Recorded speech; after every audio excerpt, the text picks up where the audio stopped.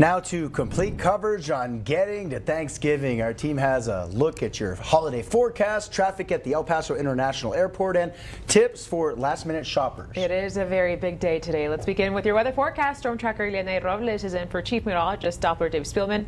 She's tracking how warm it could be tomorrow. Ileana?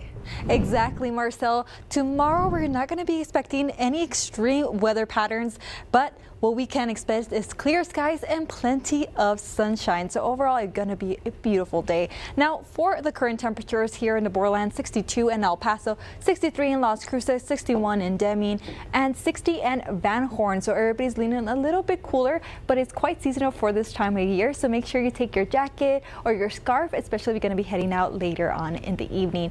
Now, another thing we're going to be expecting is if you're going to be heading out, again, take your sweater with 58 degrees at 6 p.m., 8 p.m. around 52 degrees, and at 9 p.m. 50 degrees. So overall, we are going to be leaning again a little bit cooler and staying in the 50s for the moment. But remember, for tomorrow, it's going to stay quite similar as well. Now, let's look at the 12-hour gusts. We're going to have light breezes throughout the whole day, maximum around 7-mile-per-hour wind. So overall, again, really nice. That breeze always brings a little bit of nice temperatures to the borderland, and zero chance of precipitation for the whole week. And overall, again, a really beautiful day, especially for today and for tomorrow as well. Now back to you guys. Thank you so much, Ileana. A lot to be thankful for today, but let's check in with that travel rush.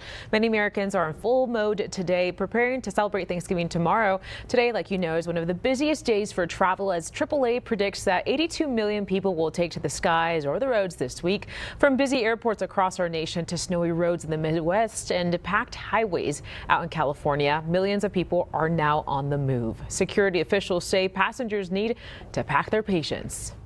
It's just about patience, right? And screening one passenger, one bag at a time, and you know, making sure that we do our job so that people can get through here efficiently and not waiting a lot of time, but more importantly, securely.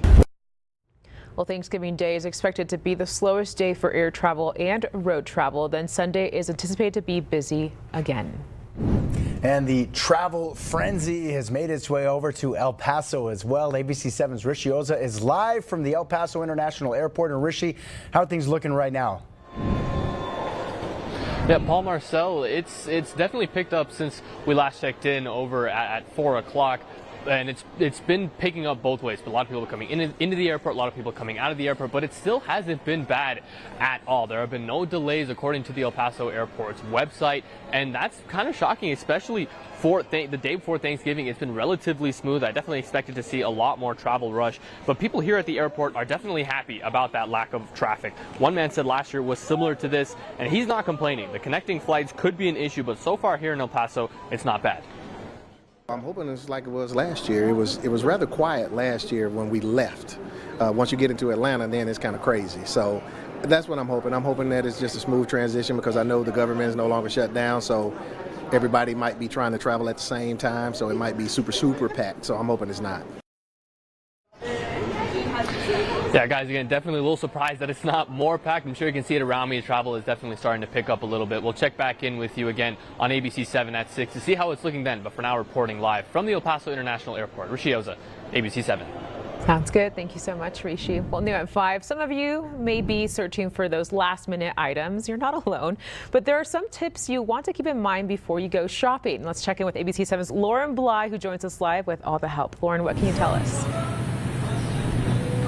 Hey Marcel, well, I'm here at Vista Market on the west side. Now, you may be wondering how to spend less at checkout. That may be one of the biggest things that's on your mind. Well, I spoke to the manager here earlier today, and he said the biggest tip he has for that is to shop for sale items. Now, he also said tonight and tomorrow are the busiest times for your local grocery stores. So come as early as you can, and of course, plan ahead. This means check what you have in your pantry so you're not double buying, and make a list so you don't have to come back later for things you may have forgotten.